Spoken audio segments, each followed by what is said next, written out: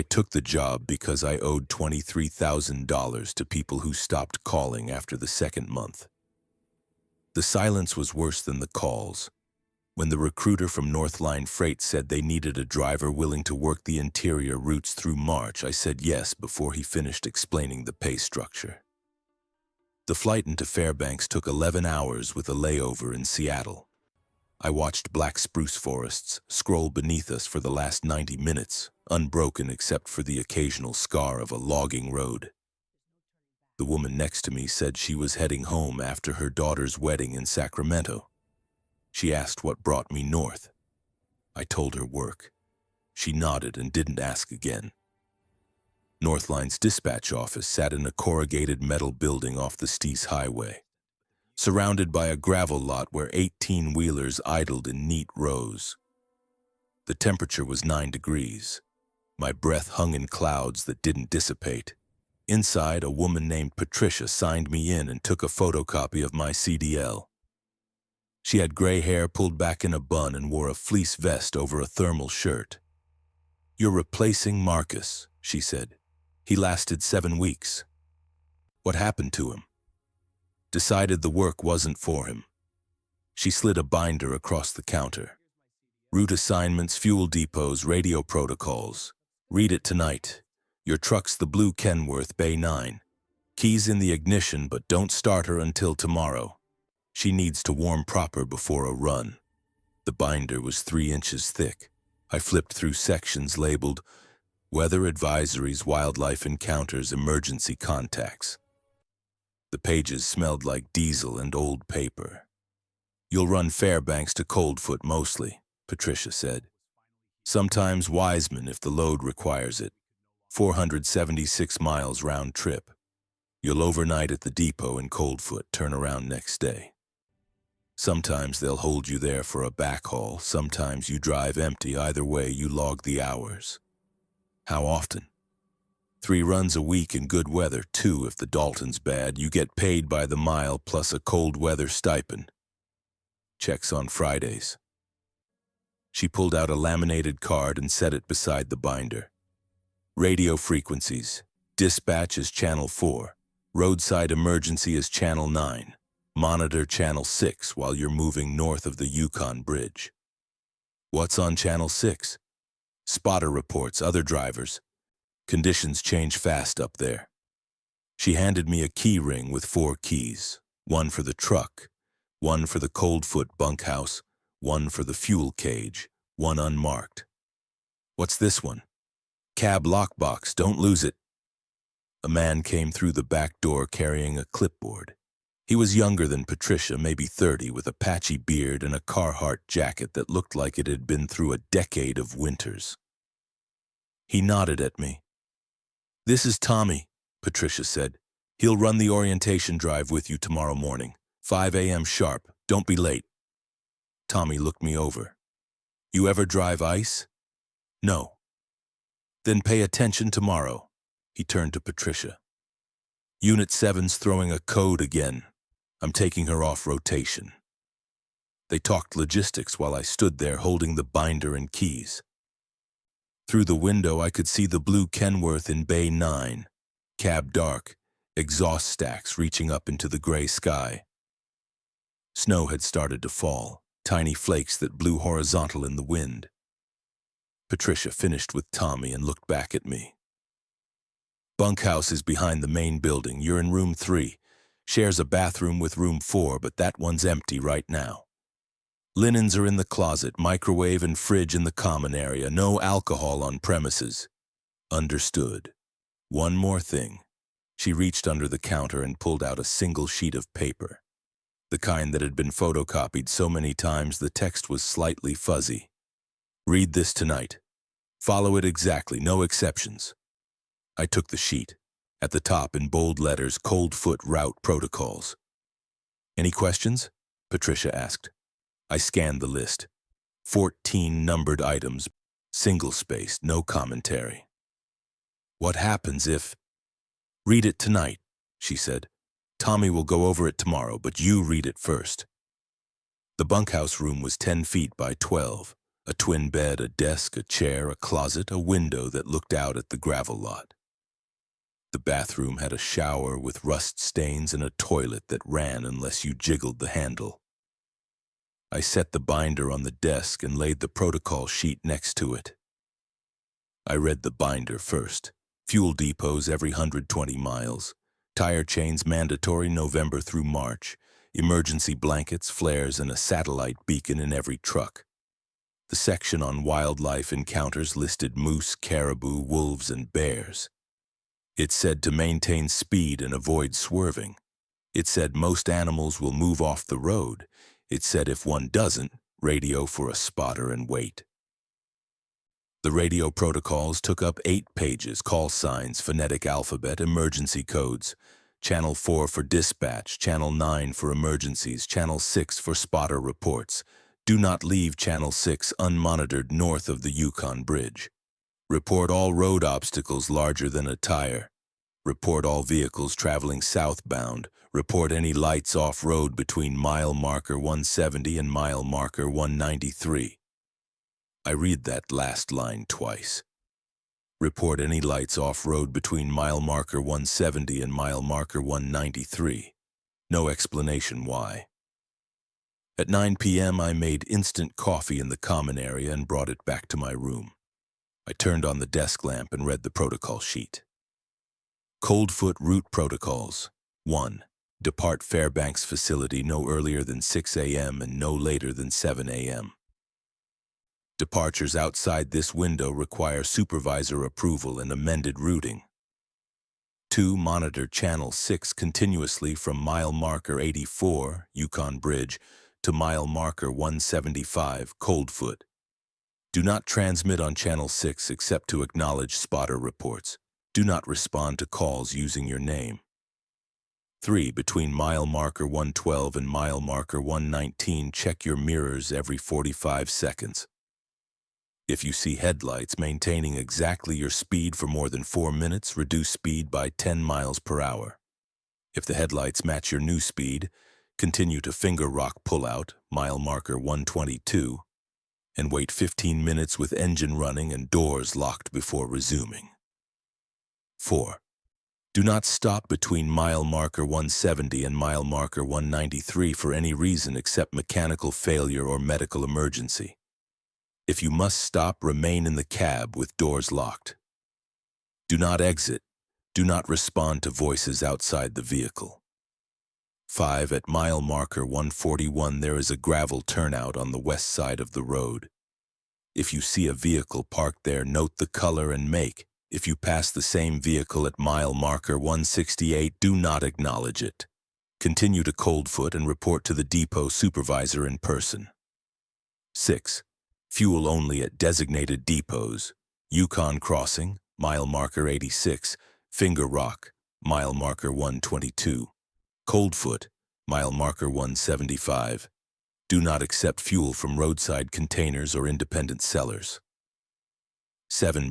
If you encounter a person walking on the roadway north of the Arctic Circle, mile marker 115, slow but do not stop. They will move aside. Do not offer assistance. Do not make eye contact. If they raise a hand in greeting, do not return the gesture. 8. The Coldfoot Depot has 3 bunkhouse units. Use only the unit assigned to you. Do not enter other units even if they appear unlocked or if you hear activity inside. 9. Overnight stays at Coldfoot require check-in with the depot supervisor no later than 8 p.m. If the supervisor is unavailable, wait in your assigned bunkhouse unit. Do not search for them. 10. Southbound departures from Coldfoot must occur between 6 a.m. and 9 a.m.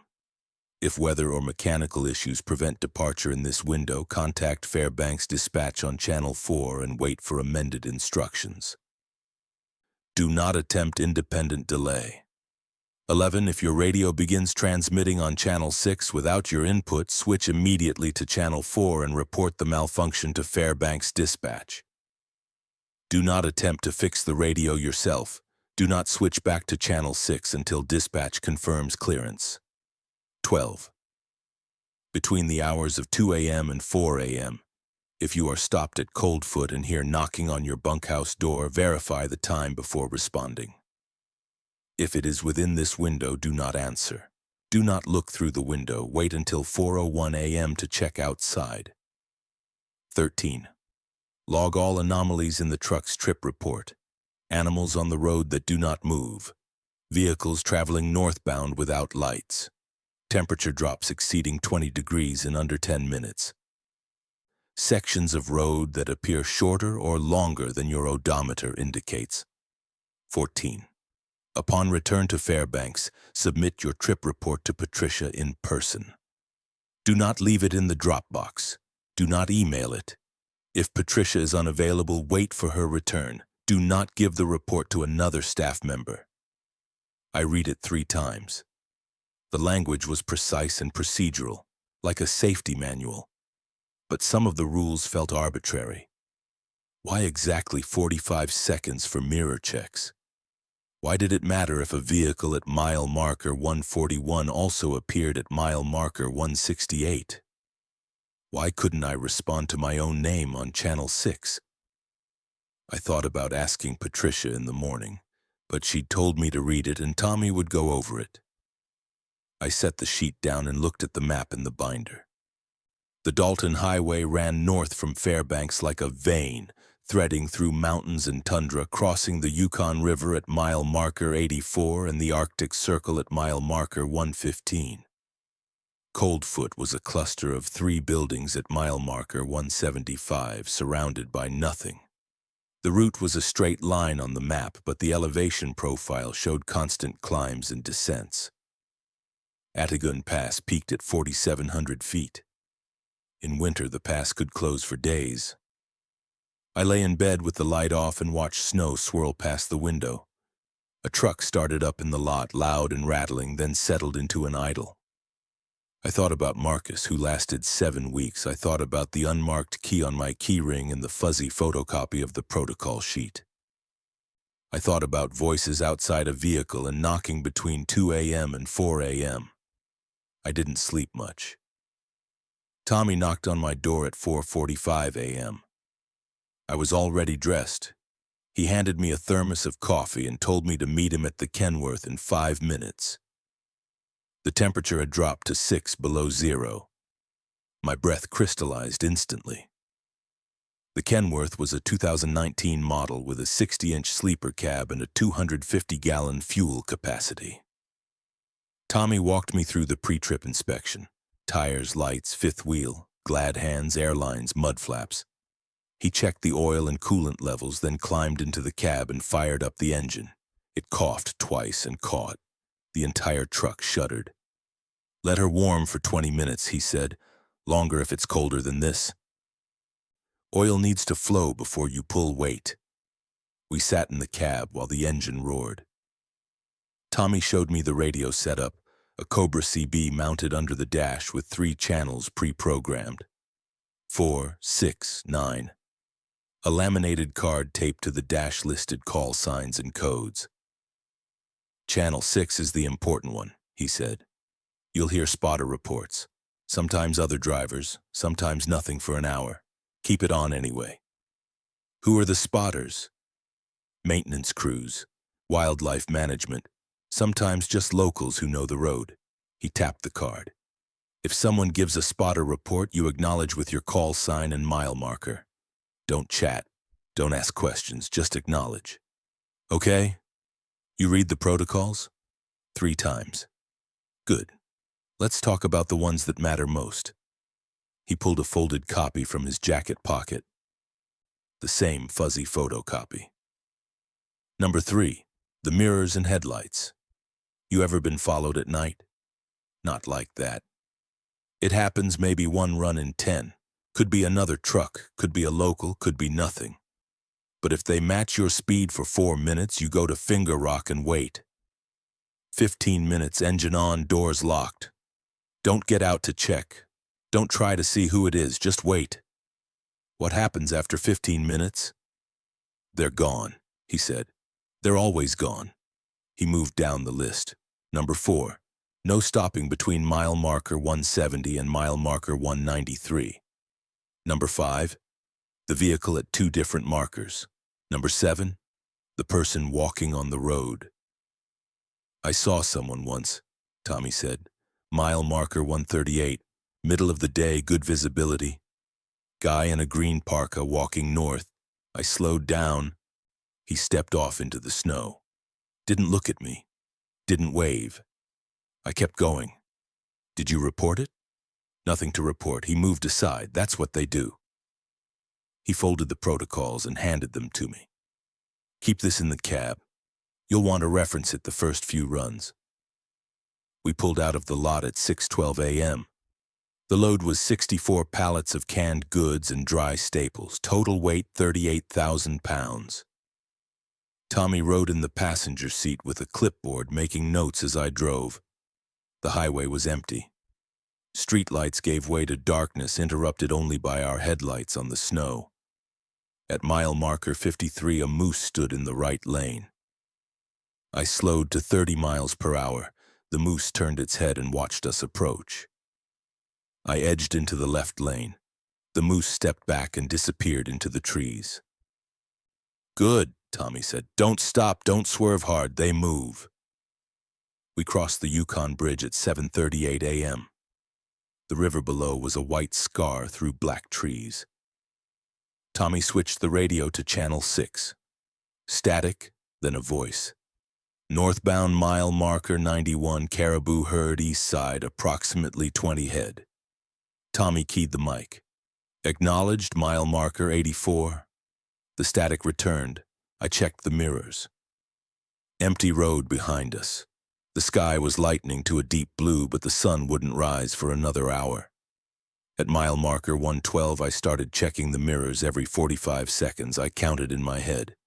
1,000, 2, 1,000, up to 45, then eyes to the mirror. Nothing. Counted again. Still nothing.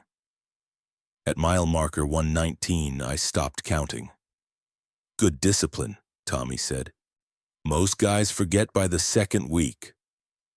The Arctic Circle marker appeared at mile marker 115, a wooden sign on the right side of the road. Tommy told me to note it in the trip log. I wrote, mile marker 115, 07:59 hours, Arctic Circle, no anomalies. At mile marker 141, there was a gravel turnout on the west side, empty. I checked the odometer and wrote it down. We reached Coldfoot at 11:18 a.m. The depot was 3 buildings, a warehouse, a garage, and a bunkhouse unit with 6 doors. A man in an orange jacket waved us into the loading bay. Tommy climbed out and supervised while 2 workers unloaded the pallets with a forklift. I stayed in the cab and filled out the trip report. The man in the orange jacket was the depot supervisor, a guy named Carl who looked about 50 and spoke in short sentences. He checked the manifest, signed off, and handed me a clipboard. You're in bunk 2, he said. Key works on the door and the bathroom. Don't use the shower after 10 p.m., the pump's loud. Dinner's at 6 if you want it, otherwise there's a microwave in the common room. When do I head back? Tomorrow, 6 a.m. Load's ready, just a signature and you're out. He looked at Tommy. Everything smooth? Yeah, he's good. Carl nodded at me. You need anything, knock on bunk 1, that's me. Don't knock on the others. I remembered Protocol 8. Use only the unit assigned to you. Do not enter other units even if they appear unlocked or if you hear activity inside. Tommy and I walked to the bunkhouse. The common room had a couch, a table, a microwave, and a coffee maker that looked older than I was. Bunk 2 was identical to my room in Fairbanks, but colder. I turned up the baseboard heat and sat on the bed. Tommy stood in the doorway. You did fine. First run's always the easiest because you don't know what you're looking for yet. After a few weeks, you'll notice things. Like what? Little stuff. Road feels different at night. Animals move wrong. Radio's too quiet or too loud. He shrugged. Just keep following the protocols. That's all anyone asks. He left at noon in a southbound truck. I watched from the window as he pulled onto the highway and disappeared. The sky had turned overcast. Snow began to fall. I spent the afternoon reading the binder and walking the perimeter of the depot. There was nothing for miles in any direction. The garage had 4 trucks in various states of repair. The warehouse was locked. Bunk units 3 through 6 were dark, no vehicles parked outside. At 6 p.m., I went to the common room. Carl was heating soup on a hot plate. He offered me a bowl. We ate in silence. The only sound was the wind against the building. "How long have you worked here?" I asked. 11 years. "You like it?" "It pays." He rinsed his bowl in the sink. "You'll run this route a lot, maybe all winter if you stick. Most guys quit by February." "Why?" "Hours cold. Isolation." He dried his hands on a towel. "And some guys just don't take to the protocols." "Have you ever broken one?" He looked at me. "No." "Do you know why they exist? Does it matter?" He hung the towel on a hook. "They keep you safe, that's enough." He left the common room. I washed my bowl and went back to bunk 2. The heat had made the room stuffy. I cracked the window and lay on the bed with the protocol sheet in my hand. At 11:47 p.m., I heard footsteps outside. Slow, deliberate, crunching in the snow. They passed my window and stopped at the next bunk over. I heard knocking. 3 sharp raps. I checked my watch. 11:48 p.m. The knocking came again. 3 raps, same rhythm. I stayed on the bed and didn't move. The footsteps resumed, moving toward bunk 4. More knocking. Then silence. I waited. The wind picked up. At 11:52 p.m., I got up and looked through the window. The snow was falling harder now, illuminated by a single floodlight on the garage. I couldn't see anyone. I went back to bed and lay there until sleep came. The next morning, Carl had the truck loaded and idling by 5:45 a.m. I signed the manifest, did a pre-trip check, and pulled out at 6:03 a.m. The sky was still dark. I switched to Channel 6 at the Yukon Bridge and kept it there all the way to Fairbanks. I passed the gravel turnout at mile marker 141, empty, same as yesterday. At mile marker 168, I checked again. Still empty. I wrote it in the trip log. A voice came over Channel 6 at mile marker 131. Southbound mile marker 144, vehicle debris west shoulder, approximately 15 feet.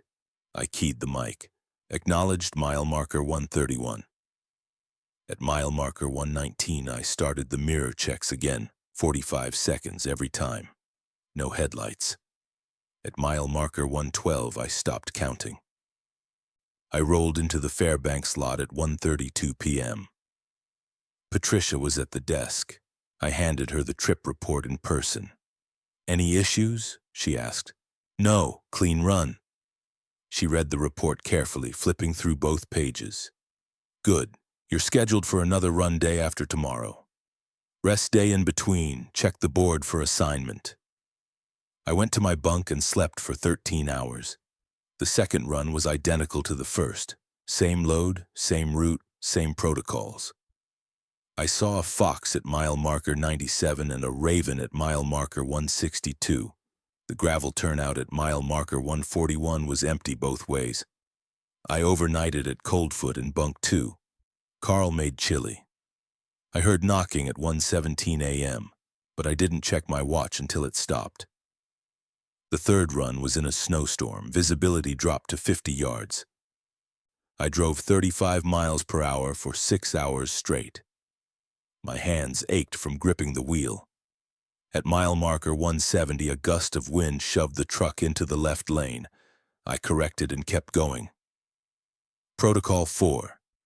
Do not stop except for mechanical failure or medical emergency. I reached Coldfoot at 4:48 p.m., later than any arrival yet. Carl was waiting in the garage. "Rough one," he said. "Yeah." "You kept moving, that's good." The storm cleared overnight. I left at 6 a.m. under a sky so blue it hurt to look at. The temperature was 18 below zero. At mile marker 112, I started the mirror checks. 45 seconds, nothing. 45 seconds, nothing. On the seventh check, I saw headlights. They were distant, maybe half a mile back. I kept my speed at 55. After 1 minute, the headlights were closer. After 2 minutes, they were a quarter mile back. After 3 minutes, they matched my speed exactly. I counted to 60. 4 minutes. I reduced my speed to 45 miles per hour. The headlights slowed. They stayed half a mile back, matching me exactly. I checked the odometer, mile marker 117. Finger Rock was at mile marker 122, 5 miles ahead. I kept my speed at 45 and watched the mirrors. The headlights didn't close the gap. They didn't fall back. They stayed exactly where they were. At mile marker 122, I pulled into the Finger Rock pullout and stopped. I left the engine running and locked the doors. I checked my watch, 10:33 a.m. The headlights slowed as they approached. For a moment, I thought they would pull in behind me. Then they passed. It was a white pickup truck with a caribou rack on the roof. The driver was alone. He didn't look at me. I sat there counting seconds. At 10:48 a.m., 15 minutes exactly, I shifted into gear and pulled back onto the highway. I checked the mirrors. The road was empty. I wrote it in the trip log. Mile marker 117 to 122. Headlights matched speed for 4 minutes. Waited at Finger Rock pullout per protocol 3. Resumed 10:48 hours. Patricia read the report that afternoon. She didn't say anything, just nodded and filed it. On the 6th run, I saw a person walking. It was 1:47 p.m. Mile marker 129, northbound. Clear sky, good visibility. He was on the right shoulder, walking north, wearing a dark blue parka. I slowed to 40 miles per hour. He stepped off the road into the snow without looking back. I kept going. I didn't wave. I didn't make eye contact. I wrote it in the log. Carl read it that night at dinner. "You did it right," he said. "Who are they?" "Locals, trappers, people who live out here." He set the log down. "Some of them don't like the trucks. Some of them are just walking. Doesn't matter, you don't stop." "What if they need help?" "They don't." He looked at me. "Out here, if someone's walking, they know what they're doing. And if they don't, it's not your job to find out." The 7th run was overnight. A backhaul from Coldfoot to Fairbanks that couldn't wait for morning. Patricia gave me amended routing. Depart Coldfoot no later than 9 p.m. Arrive Fairbanks by 6 a.m. Monitor Channel 6, follow all protocols. I left Coldfoot at 8:41 p.m. The sky was black and full of stars. The aurora borealis rippled green and white across the northern horizon. I'd never seen it before. It looked like curtains blowing in a wind that didn't exist. At mile marker 170, I entered the no-stop zone. The highway was empty. My headlights carved a tunnel through the darkness. The radio hissed with static. At mile marker 173, a voice came over Channel 6. "Northbound mile marker 168, vehicle stopped, no lights." I keyed the mic. "Acknowledged mile marker 173. I watched for it. At mile marker 168 on the west shoulder, there was a dark SUV. No lights, no emergency flashers. I slowed slightly but didn't stop. As I passed, I saw someone sitting in the driver's seat. They didn't move. This content is only supported in a Lark Docs. I noted it in the log and kept going. At mile marker 141, I checked the gravel turnout. Empty. At mile marker 112, I started the mirror checks. 45 seconds, nothing. 45 seconds, nothing. The radio crackled. "Southbound mile marker 109, do you copy?" I waited. Protocol 2. "Do not transmit on Channel 6 except to acknowledge spotter reports. Do not respond to calls using your name." The voice came again. "Southbound mile marker 109, this is dispatch, do you copy?" Dispatch was Channel 4. This was Channel 6. I didn't respond. 45 seconds. I checked the mirrors. Nothing. The voice came a third time, clearer now. "This is Patricia. We've got an emergency. You need to stop and call in on Channel 4. I kept my speed steady. I didn't touch the radio. 45 seconds, mirrors. Nothing. The voice stopped. At mile marker 107, I switched to Channel 4 and keyed the mic. "This is southbound mile marker 107, checking in with Fairbanks Dispatch." Patricia's voice came through immediately. "Copy that, mile marker 107. What's your ETA?" 0315 hours. "Acknowledged? Any issues?" "Negative. Safe driving." I switched back to Channel 6. Static. Nothing more. At 3:14 a.m., I pulled into the Fairbanks lot. Patricia was at the desk. I handed her the trip report. She read it carefully. "You heard someone on Channel 6, she said. It wasn't a question. "Yes." "Using my voice." "Yes." She nodded. "You did it right. Don't respond. Don't stop. Just keep driving." She stamped the report and filed it. "Get some sleep. You're off rotation for 2 days."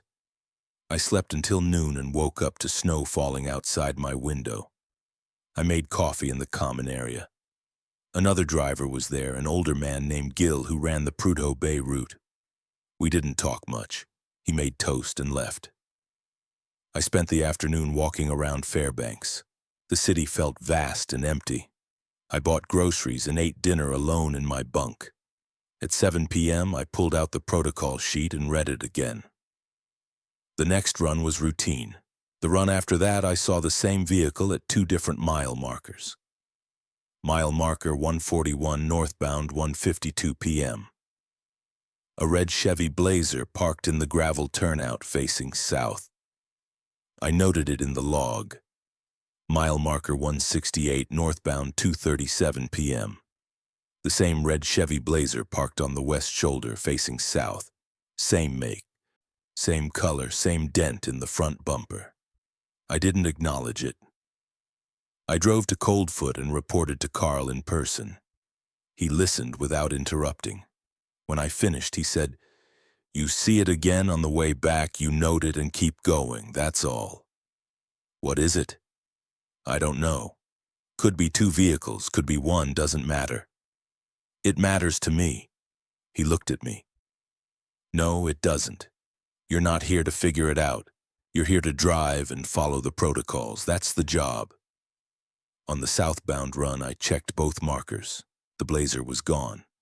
The runs blurred together. I stopped counting them after 20. Fairbanks to Coldfoot. Coldfoot to Fairbanks twice a week, sometimes 3 times. I learned the road by feel.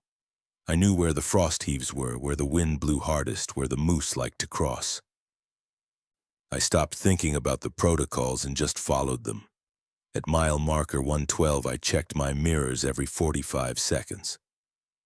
Between mile marker 170 and mile marker 193, I didn't stop. I monitored Channel 6. I logged anomalies. I submitted reports to Patricia in person. In late January, a new driver named Eric started. He was younger than me, maybe 26, with a nervous energy that made him talk too much. Tommy ran the orientation drive with him. I saw them in the lot the next morning, Eric asking questions while Tommy pointed at the protocol sheet. Eric's second run was northbound while I was southbound.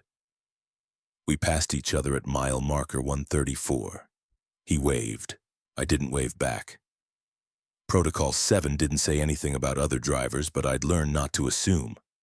On my next run to Coldfoot, Carl told me Eric had stopped between mile marker 170 and mile marker 193.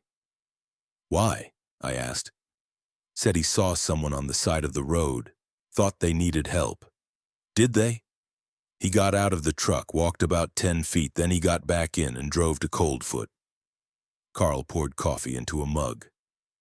He doesn't remember walking back to the truck, just remembers standing in the snow and then being behind the wheel again. "Is he okay?" "Physically, yeah, but he's rattled. Tommy's riding with him for the next week." I didn't see Eric again after that.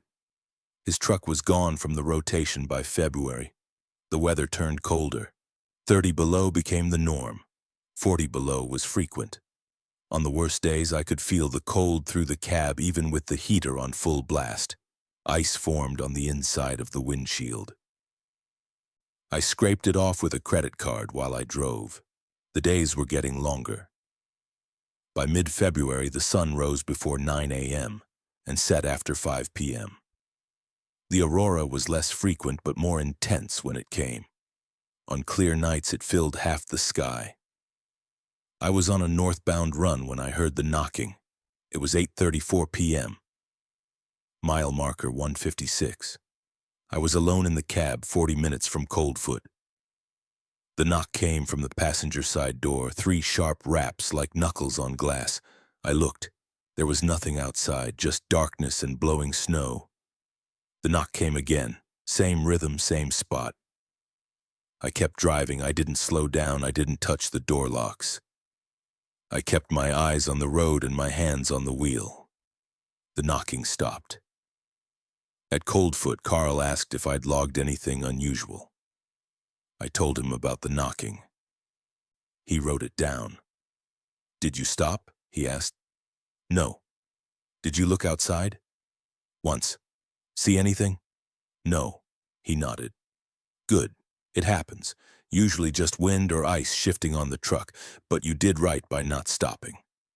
I wasn't sure it was wind or ice, but I didn't argue. 2 weeks later, the radio malfunctioned.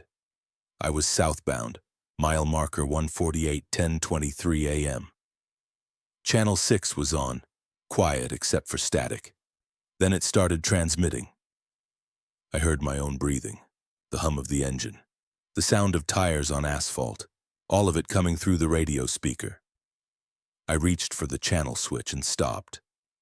Protocol 11. If your radio begins transmitting on channel 6 without your input, switch immediately to channel 4 and report the malfunction to Fairbanks Dispatch. Do not attempt to fix the radio yourself. Do not switch back to channel 6 until dispatch confirms clearance. I switched to channel 4 and keyed the mic. Fairbanks Dispatch, this is southbound mile marker 148, radio malfunction on channel 6. Patricia's voice came back immediately. Copy that, mile marker 148. Describe the malfunction. Channel 6 is transmitting without input, picking up sounds from the cab. Acknowledged. Stay on channel 4 until further notice. Do not switch back to channel 6. Continue to Fairbanks and bring the truck directly to the garage. Copy. I drove the rest of the route on channel 4. The garage supervisor, a man named Dale, pulled the radio and replaced it with a spare. The old unit went into a bin marked defective. Happens sometimes, Dale said. Cold gets into the wiring. We'll test this one. But you're good to go with the new unit. I ran the next trip without incident. The new radio worked fine. Channel 6 stayed silent except for the occasional spotter report. But 3 days later, Patricia called me into her office. She had a sheet of paper on her desk, handwritten, the ink slightly smeared. "This came from Carl," she said. "Amendments to the protocols, effective immediately."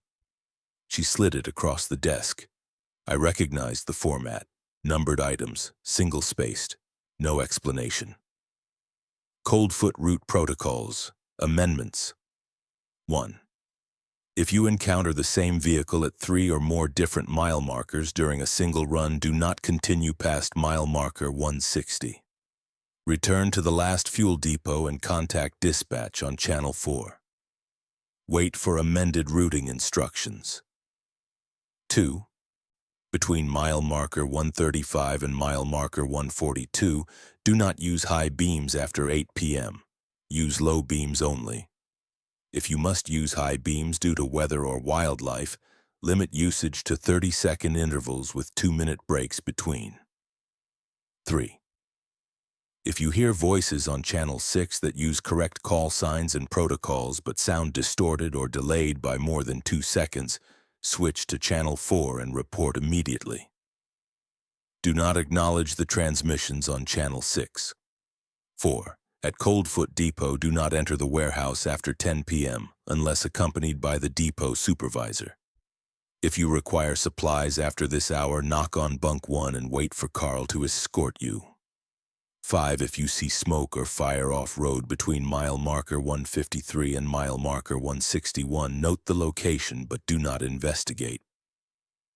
Report to Coldfoot Depot Supervisor upon arrival. Do not radio while in this zone. 6. During overnight stays at Coldfoot, keep your bunkhouse curtains closed between sunset and sunrise.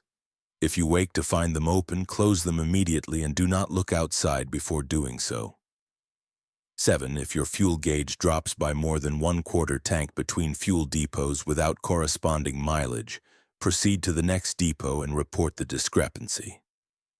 Do not stop to check for leaks. Do not deviate from the route. 8. Road signs between mile marker 119 and mile marker 124 may appear faded or illegible. Trust your odometer. Do not rely on visual confirmation of mile markers in this section. 9. If you encounter a roadblock or barrier that was not present on your previous run, stop no closer than 50 yards. Radio Fairbanks Dispatch on Channel 4. Do not exit the vehicle. Do not attempt to move the barrier. 10. In the event of complete radio failure on all channels, continue to Coldfoot if northbound or Fairbanks if southbound. Do not stop except for mechanical emergency. Upon arrival, report in person immediately. Why now? I asked. Patricia folded her hands on the desk. We've had incidents. Nothing catastrophic, but enough to tighten things up. Carl logged 4 anomalies last week alone. 2 from you, 2 from other drivers. What kind of anomalies? The vehicle at multiple markers, radio malfunctions. A driver reported seeing the same road sign 3 times between mile marker 120 and mile marker 123. She tapped the amendment sheet. Read it. Memorize it. The core protocols still apply. These just add detail. I took the sheet back to my bunk and read it 6 times. Amendment 6 stuck with me. Keep your curtains closed. If you wake to find them open, close them immediately and do not look outside before doing so. I thought about the knocking I'd heard at Coldfoot. 3 raps moving from bunk to bunk. I thought about Carl's rule. Don't knock on the others. That night, I double-checked the curtains before bed. They were closed. I slept lightly and woke at 3:17 a.m. The curtains were open. I got out of bed and walked to the window without thinking. I was halfway there when I remembered the amendment. I stopped. I closed my eyes. I walked the rest of the way with my eyes closed, found the curtain edge by feel and pulled it shut. I stood there for 30 seconds with my eyes closed, my hand on the curtain. Then I walked back to bed, got under the covers and stared at the ceiling until my alarm went off at 5 a.m. The next run was the longest I'd done. A special load to Wiseman, 34 miles past Coldfoot. Patricia gave me a separate route sheet with additional protocols. Wiseman Extension Protocols 1. Depart Coldfoot no earlier than 7 a.m. Notify Carl before departure. 2. Between Coldfoot and Wiseman, monitor Channel 6. Do not transmit except to acknowledge spotter reports. 3. The road narrows at mile marker 198. Reduce speed to 35 miles per hour. If you meet oncoming traffic, yield at the nearest pullout. 4. Wiseman Depot has no overnight facilities. Deliver load, obtain signature, and return to Coldfoot same day. Total turnaround time should not exceed 4 hours. 5. If return journey will extend past 6 p.m., remain at Coldfoot overnight and return to Fairbanks the following morning. I left Fairbanks at 6:08 a.m. under a sky streaked with orange and pink. The temperature was 22 below. At the Yukon Bridge, I switched to Channel 6 and settled into the rhythm. At mile marker 112, I started the mirror checks. Nothing. At mile marker 175, I pulled into Coldfoot and found Carl in the garage. Wiseman run, I said. He checked his clipboard. You're loaded already. Should be a clean run. Road's been graded, no weather coming in. He handed me a paper bag. Sandwich and thermos, there's nothing up there. I left Coldfoot at 7:41 a.m. The road beyond was narrower, the trees closer. At mile marker 198, the road became a single lane with pullouts every quarter mile. I slowed to 35 and kept going. Wiseman was 4 buildings huddled in a valley. The depot was a metal shed with a propane tank and a loading dock. A woman in a fur-lined parka met me outside. You're early, she said. Good roads. She checked the manifest while 2 men unloaded the pallets. I stayed in the cab and ate the sandwich Carl had packed. The thermos had coffee that was still hot. At 10:15 a.m., the woman signed off and handed me the paperwork. Straight back to Coldfoot? Yes. Drive safe. Weather's coming tonight. I pulled out at 10:23 a.m. The sky had turned gray. The first snowflakes started falling at mile marker 200. By mile marker 190, it was a full storm. Visibility dropped to 30 yards. I slowed to 25 miles per hour. The road disappeared under fresh snow. I followed the reflective posts on either side and trusted my memory of the route. At mile marker 183, I saw lights ahead, headlights parked on the shoulder. I slowed further. As I got closer, I could see it was a pickup truck facing north. No emergency flashers. I noted the mile marker and kept going. The truck disappeared in my mirrors. At mile marker 178, I saw the same truck. Same make, same color, same position. Parked on the shoulder, facing north. I checked the odometer. 5 miles between sightings. I wrote it in the log. At mile marker 175, I pulled into Coldfoot. Carl was waiting in the garage. Storm caught you, he said. Yeah, I saw something. I showed him the log. Same truck, mile marker 183 and mile marker 178. He read it carefully. You see it a third time? No, just twice. Okay. You're good to overnight here. Weather's going to get worse before it gets better. He looked at the sky. You won't be leaving until tomorrow afternoon at the earliest. The storm lasted 36 hours. I stayed in bunk 2 and read the binder. I memorized the radio codes. I counted ceiling tiles. I listened to the wind slam against the building. On the second night, I heard footsteps outside, slow, crunching in deep snow. They stopped at my door. I checked my watch. 1:53 a.m., 3 knocks, sharp, deliberate. I stayed in bed. I didn't move. The knocks came again. I looked at my watch. 1:54 a.m. The footsteps moved to the next bunk, more knocking, then the next bunk. The footsteps circled the building. I counted them. 12 bunks total, even though only 6 were supposed to be in use. At 2:07 a.m., the footsteps stopped. I waited until 4:02 a.m. before I got up and looked outside. The snow was smooth and undisturbed, no footprints. Carl knocked on my door at 6 a.m. Road's clear, you can head out after breakfast. I left Coldfoot at 8:31 a.m. The sky was blue and the road was freshly plowed. At mile marker 178, I checked the shoulder. No truck. At mile marker 183, I checked again. Still nothing. At mile marker 141, I saw a vehicle in the gravel turnout, a blue sedan facing south. I noted it and kept going. At mile marker 168, the same blue sedan was parked on the west shoulder facing south. 2 sightings. I noted it and continued. At mile marker 103, the same blue sedan was parked on the east shoulder facing north. 3 sightings. Amendment 1. If you encounter the same vehicle at 3 or more different mile markers during a single run, do not continue past mile marker 160. Return to the last fuel depot and contact dispatch on channel 4.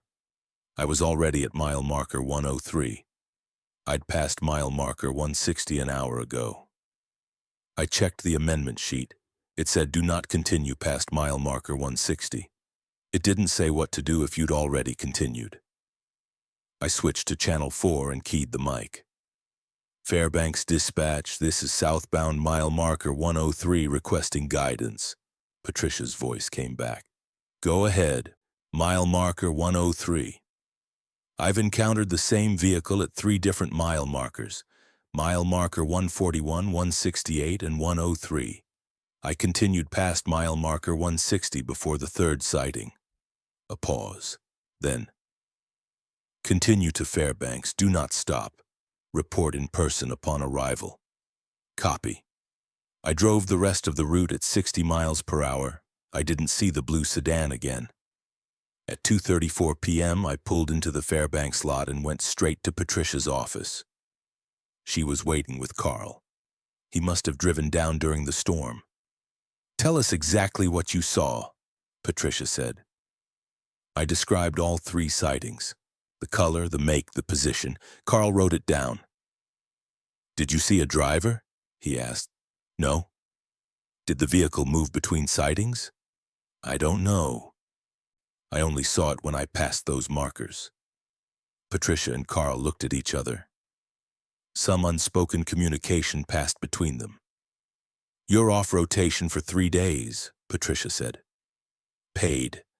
We're reviewing the protocols again. When you come back, there'll be another amendment sheet." "What's going on?" "We're tightening procedures," Carl said. "That's all you need to know." I spent the 3 days walking around Fairbanks and sleeping. On the 4th day, Patricia called me back to her office. She had a new amendment sheet. This one had only 3 items. Coldfoot Route Protocols. Amendments. Supplement. 1. If you encounter the same vehicle at 3 different mile markers, continue to your destination and report immediately. Do not return to the last fuel depot unless directed by dispatch. 2. Between mile marker 84 and mile marker 209, count all parked or stopped vehicles you observe. Note the total in your trip report. If the count exceeds 7 vehicles in a single run, report to dispatch immediately upon arrival. 3. If you observe your own vehicle in mirrors, on the road ahead, or at a distance off-road, do not acknowledge it. Continue driving. Report upon arrival at your destination. I read the 3rd amendment twice. "My own vehicle? It's precautionary," Patricia said. "We've had one report, probably a visual anomaly, but we're documenting it." "What did the driver see?" "His own truck parked at a pullout while he was driving past." She tapped the paper. "He followed protocol, didn't stop, didn't acknowledge it, kept driving. That's what you do if it happens." "And if it happens again?" "Same thing. Drive and report." The next run was routine. The run after that, I counted 4 parked vehicles. The run after that, I counted 9. I radioed from Coldfoot. Patricia told me to continue as normal and submit a full report upon return. I asked if 9 vehicles was unusual. She said yes, but not dangerous, just unusual. That night at Coldfoot, I asked Carl about it. "How many vehicles did you count?" he asked. 9, between mile marker 84 and mile marker 175. "Where were they?" I pulled out my log. Mile marker 97, red pickup. Mile marker 112, white SUV.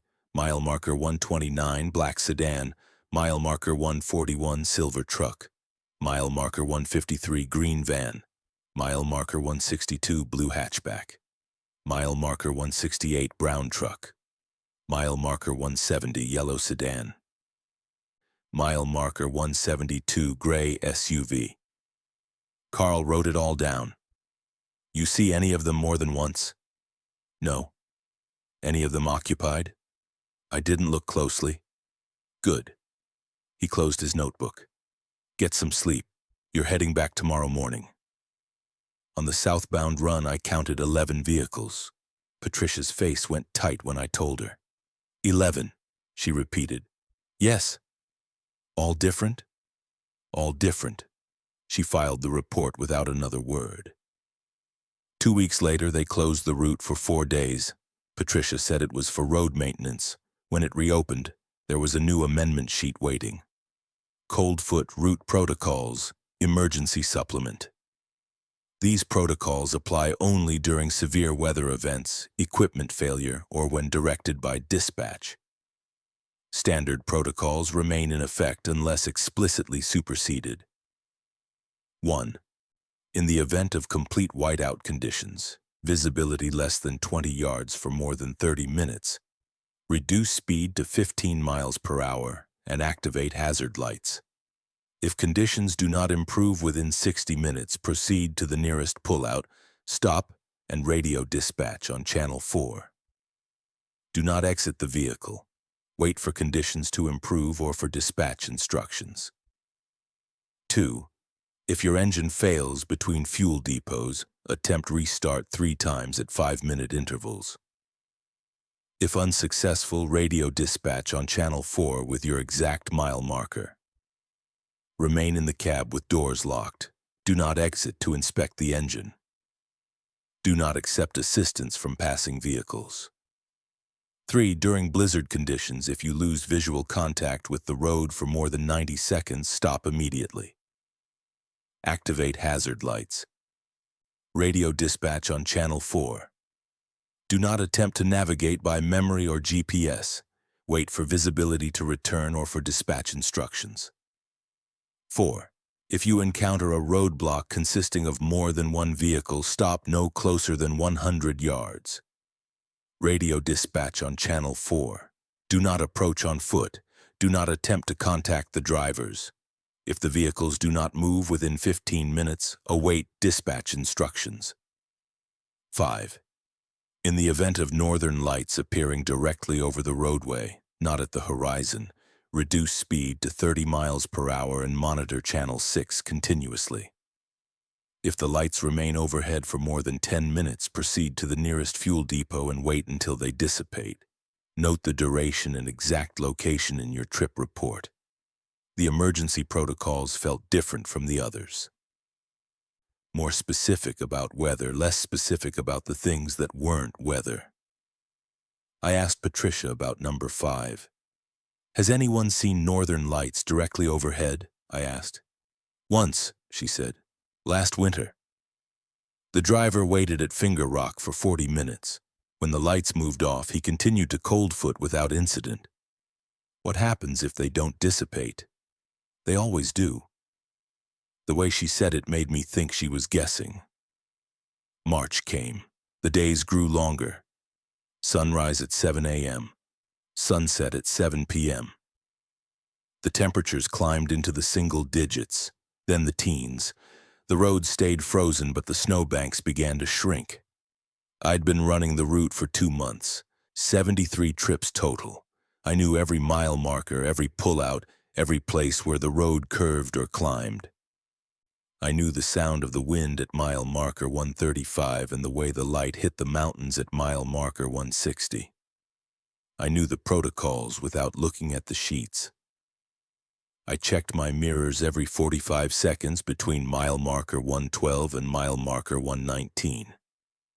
I didn't stop between mile marker 170 and mile marker 193.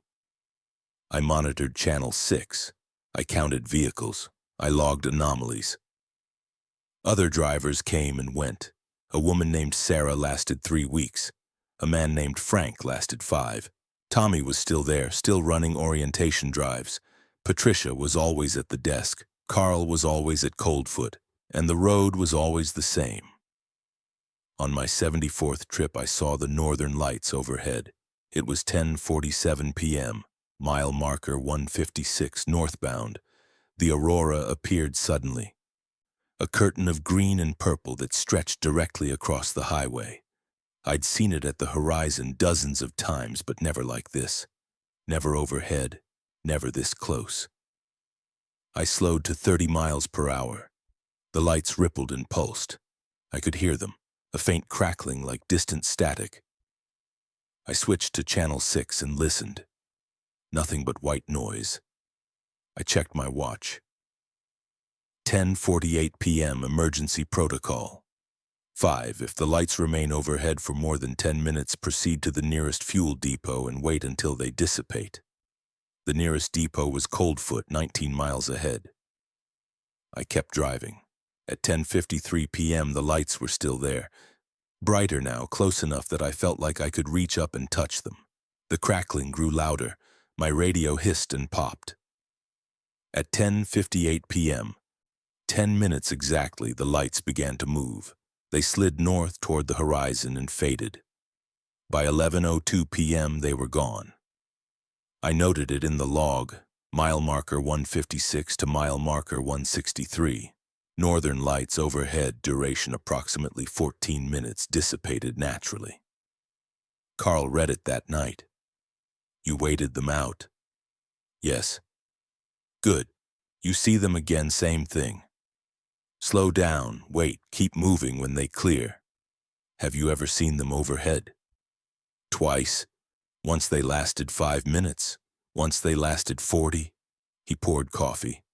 Both times they moved off. They always do.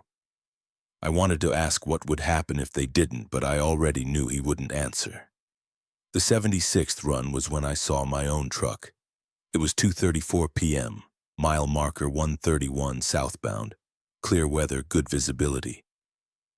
I came around a curve and saw a blue Kenworth parked at a pullout on the west side. Same model as mine, same company logo, same exhaust configuration. Amendment 3. If you observe your own vehicle in mirrors on the road ahead or at a distance off-road, do not acknowledge it. Continue driving. I didn't slow down. I didn't look at the cab. I kept my eyes on the road and drove past at 55 miles per hour. In my mirror, I saw the truck sitting there, still and dark. I noted it in the log and continued to Fairbanks. Patricia read the report and filed it without comment. That night, I lay in my bunk and thought about the blue Kenworth at mile marker 131. I thought about the vehicles appearing at multiple markers. I thought about the voice on Channel 6 that sounded like Patricia. I thought about Carl's words. You're not here to figure it out. You're here to drive and follow the protocols. I'd followed them for 2 months. I'd followed them perfectly. And every week the amendments grew longer. The next morning, Patricia called me into her office. She had Tommy with her. We're changing your rotation, she said. You'll be running nights for the next 2 weeks. Departures at 8 p.m., arrivals at 6 a.m. Same route, same protocols, but you'll be running the Dalton after dark. Why? We need experienced drivers on the night shift. You qualify. She slid a paper across the desk. Night shift pays an additional 50 cents per mile. Same protocols apply, but you'll want to review the emergency procedures. Weather's less predictable at night. Tommy leaned forward. I ran nights for 6 months last year. It's different, quieter. You'll see fewer vehicles, but more anomalies. Just stick to the protocols and you'll be fine. Define more anomalies, I said. Lights off-road, sounds that don't match anything. Radio weirdness, he shrugged. Nothing dangerous if you follow the rules, but it's heavier at night. You feel it more. I took the paper. Night shift schedule, 8 p.m. departures, same routes. I'd be driving through the darkest hours, through the no-stop zone between mile marker 170 and mile marker 193 when nothing else was moving. When do I start? Tonight, Patricia said. I left Fairbanks at 8:06 p.m. under a sky thick with clouds. No stars, no moon, no aurora. Just darkness that swallowed my headlights after 50 yards. At mile marker 84, I switched to Channel 6. Static, then a voice. Northbound mile marker 142, all clear. I keyed the mic. Acknowledged mile marker 84. The temperature was dropping. 18 degrees at departure, now down to 11. Ice crystals drifted across the road like snow that couldn't commit to falling. At mile marker 112, I started the mirror checks. 45 seconds, nothing. 45 seconds, nothing. The darkness behind me was absolute. At mile marker 141, the gravel turnout was empty. I checked the log. 3 runs ago, I'd seen a vehicle here. 2 runs ago, nothing. Tonight, nothing. At mile marker 170, I entered the no-stop zone. My headlights carved a tunnel through the black. Trees pressed close on both sides. I'd driven this section dozens of times, but at night it felt narrower, like the road was shrinking. At mile marker 173, I saw a light off-road. West side, maybe 200 yards into the trees.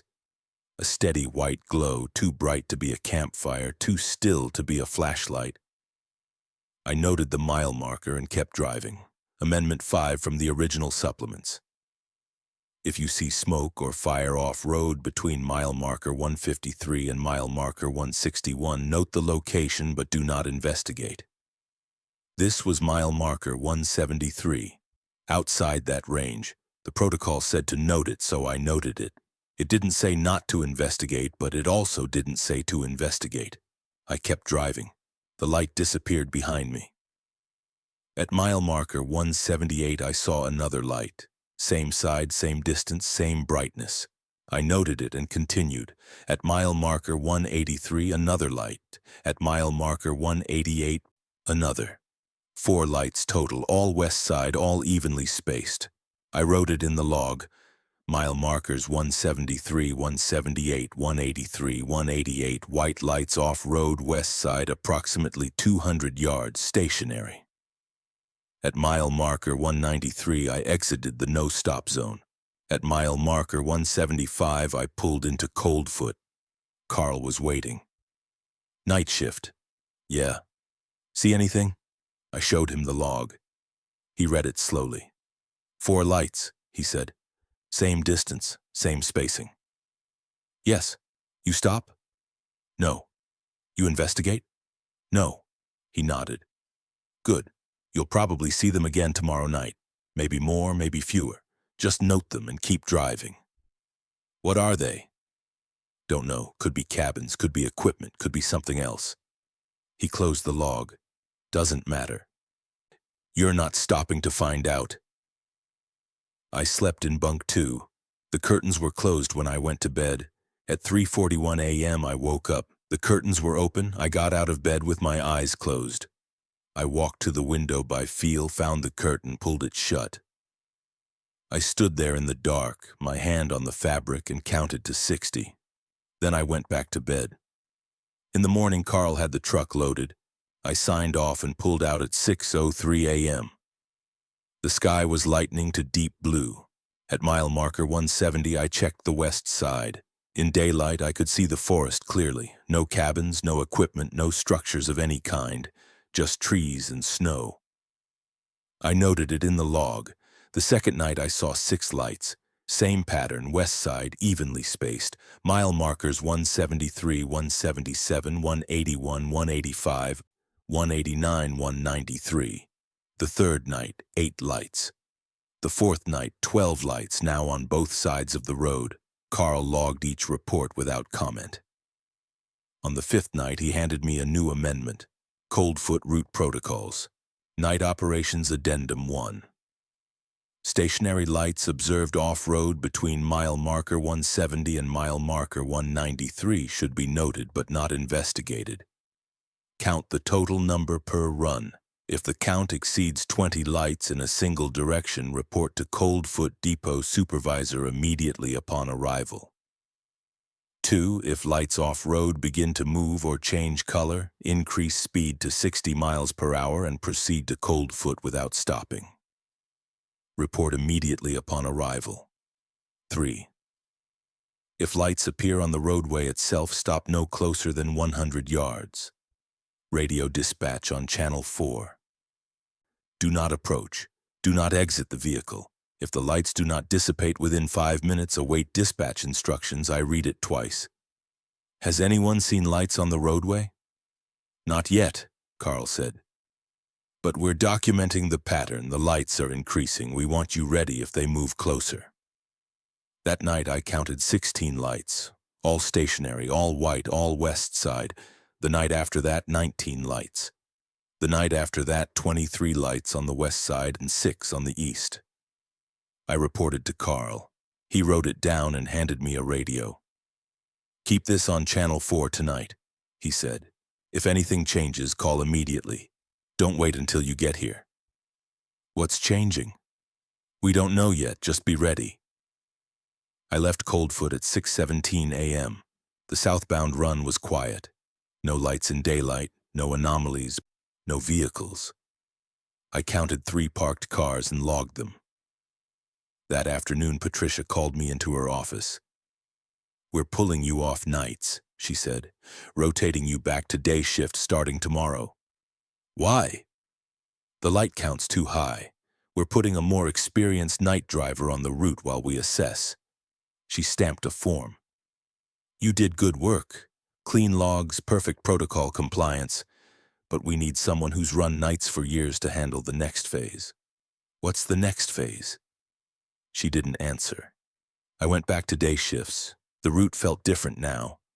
Brighter, emptier, safer. I didn't see the lights anymore. I didn't see my own truck. I saw fewer vehicles overall. But the protocols kept growing. In late March, Patricia issued a new amendment sheet. This one was 4 pages long. Coldfoot Route Protocols. Comprehensive Update, March 29, 2025. The following protocols supersede all previous amendments except where explicitly noted. Core protocols, items 1 to 14, remain in effect. Section A. Vehicle Observations. 1. If you encounter the same vehicle at 4 or more different mile markers during a single run, stop at the next fuel depot and contact dispatch on Channel 4. Do not continue until cleared by dispatch. 2. If you observe more than 15 parked or stopped vehicles during a single run, reduce speed to 45 miles per hour and proceed with caution. Report total count upon arrival. 3. If you observe a vehicle traveling in reverse for more than 30 seconds, note the mile marker and proceed. Do not attempt to signal or contact the driver. 4. If you observe your own vehicle more than once during a single run, stop immediately and radio dispatch on Channel 4. Do not continue until cleared by dispatch. Section B. Radio Operations. 1. If you hear your own voice on Channel 6, switch immediately to Channel 4 and report. Do not respond to your own voice. Do not attempt to communicate with it. 2. If Channel 6 broadcasts music, switch to Channel 4 and report. Do not listen to the music. Do not attempt to identify its source. 3. If you receive instructions on Channel 6 that contradict written protocols, disregard the instructions. Switch to Channel 4 and report. 4. If all radio channels go silent simultaneously, no static, no signal, continue driving and attempt to re-establish contact every 10 minutes. If contact is not restored within 60 minutes, proceed to your destination and report in person. Section C. Environmental Anomalies. 1. If the road surface changes texture or color, e.g. asphalt becomes gravel or vice versa, without corresponding signage, note the mile marker and proceed. Do not stop to inspect. Report upon arrival. 2. If you pass the same mile marker twice without turning around, note both passages and continue to your destination. Report immediately upon arrival. 3. If your odometer indicates a distance traveled that exceeds the known route length by more than 10 miles, continue to your destination and report. Do not retrace your route. 4. If you observe structures, buildings, cabins, towers that were not present on previous runs, note the location but do not investigate. Report upon arrival. 5. If daylight or darkness arrives more than 30 minutes earlier or later than expected based on your departure time, note the time discrepancy and continue. Report upon arrival. Section D. Coldfoot Depot Procedures. 1. Upon arrival at Coldfoot between sunset and sunrise, wait in your vehicle until the depot supervisor acknowledges you visually. Wave, nod, or approach. Do not exit until acknowledged. 2. If you hear voices in adjacent bunkhouse units that sound like conversations involving you or your family, do not investigate. Remain in your assigned unit. Report to Carl in the morning. 3. If you wake at cold foot to find personal items moved or rearranged, note the changes but do not adjust them back. Report to Carl before departure. 4. If Carl is not available upon your arrival and no note is posted on bunk 1, wait in your assigned bunk for up to 2 hours.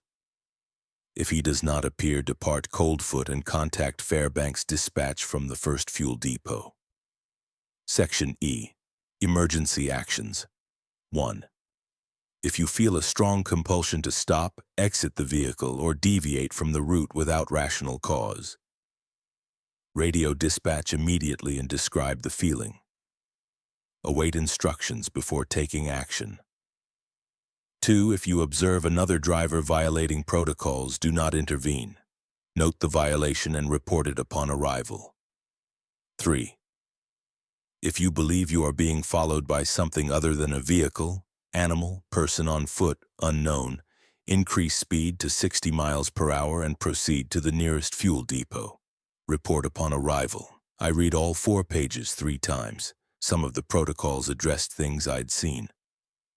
Others addressed things I'd never encountered and hoped I wouldn't. Section E, Item 1 stood out.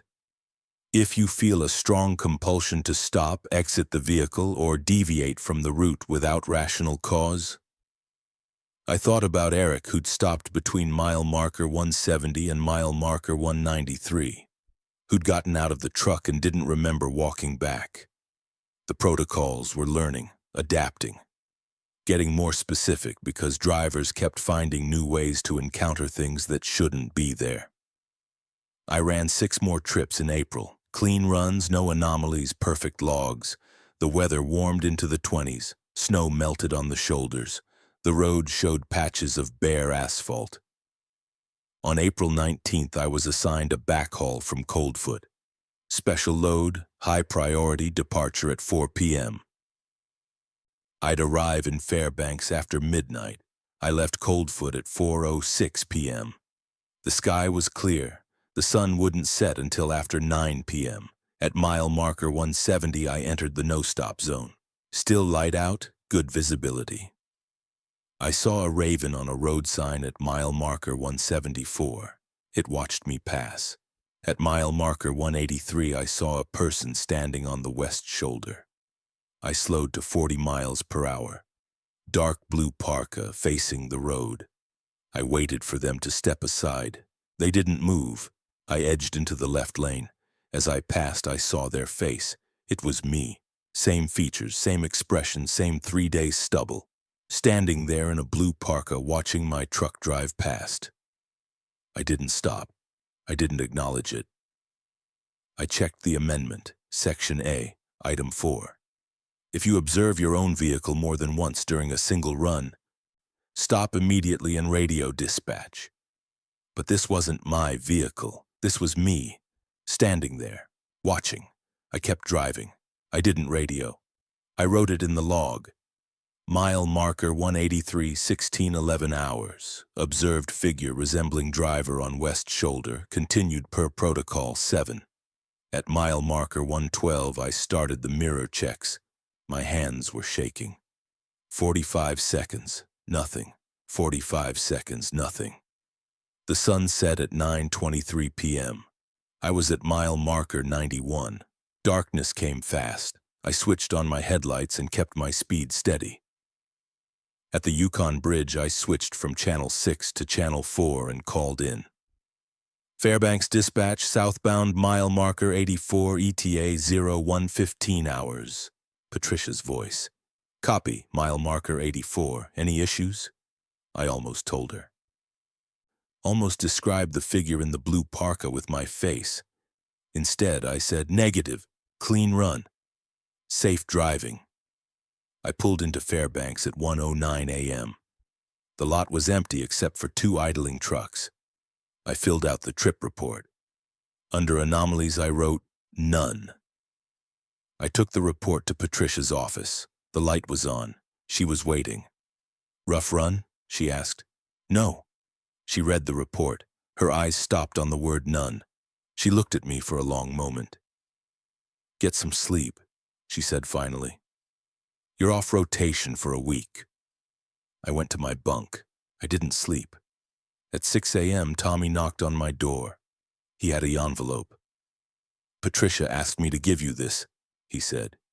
Inside was a check for 8 weeks' pay and a handwritten note on company letterhead. Your contract is fulfilled. Thank you for your service. The route requires a different driver now. Your replacement arrives Tuesday. If asked about the work, tell them it's logistics. Tell them it pays well. Tell them to read the protocols. Do not tell them what you saw. Patricia, underneath in different handwriting, Carl had added one line. You did good. Most don't make it past 6 weeks. I packed my things that morning. The next flight to Seattle left at 2 p.m. I had 4 hours. I walked to the dispatch office one last time. Patricia was training a new driver, a woman maybe 30 years old with bright eyes and nervous hands. She was reading the protocol sheet. Patricia saw me in the doorway. She nodded once. I nodded back. I stopped at the Kenworth in Bay 9. The key was already in the ignition. Someone else's name was on the manifest clipboard. At the airport, I bought coffee and sat by the window watching small planes take off into a sky that was finally fully blue. Spring was here. The Dalton would be different now. Easier, maybe. Or maybe the protocols would just adapt again. I thought about the figure at mile marker 183, standing there in the blue parka, watching me drive past. I wondered if it was still there, if the new driver would see it, if they'd stop or keep going. I thought about the lights in the trees, the vehicles at impossible markers, the knocking between 2 and 4 a.m. I thought about the voice on Channel 6 that sounded like Patricia, the northern lights overhead, my own truck parked at a pullout. I thought about all the rules I'd followed perfectly for 79 runs, and the one thing I'd seen that didn't have a rule yet. The intercom called my flight. I picked up my bag and walked to the gate. In my jacket pocket I had both protocol sheets, the original and all 4 amendments folded together.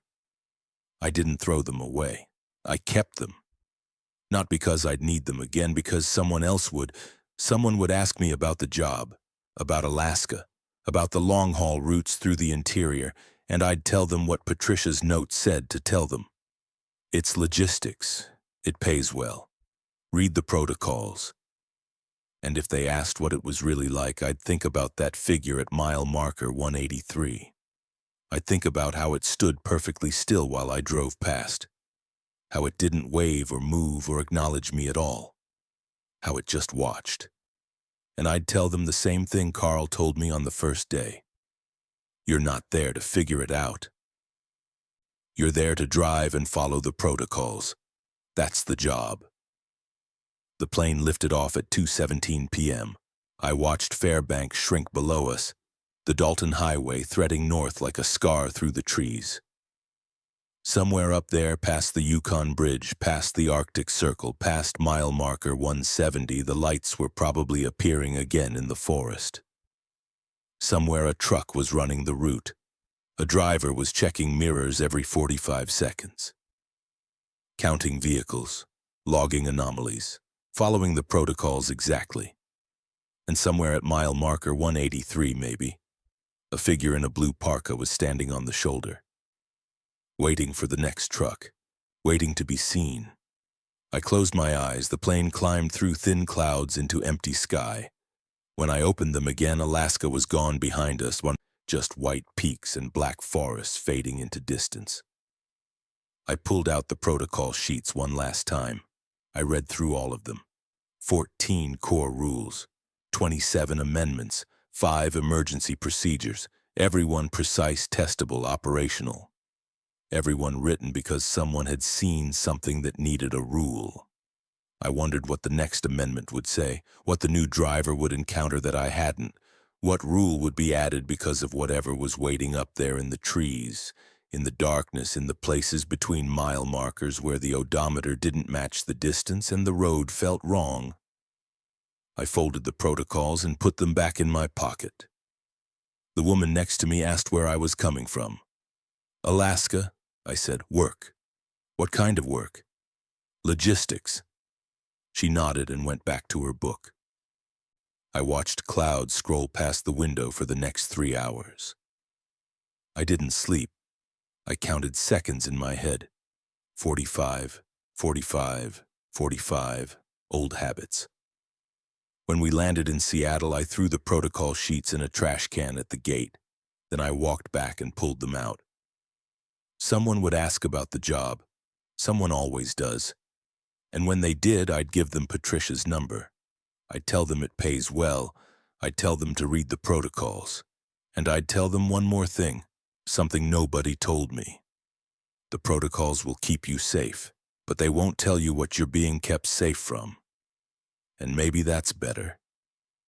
Maybe not knowing is the only way to keep driving, to keep checking mirrors every 45 seconds, to keep logging anomalies without asking what they mean, to see yourself standing on the roadside and just keep going.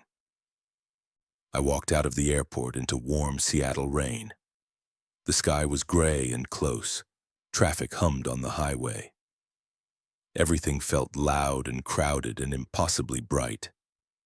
I took a bus downtown. I found a hotel. I slept for 14 hours. When I woke up, I checked the window. The curtains were still closed. I kept them that way.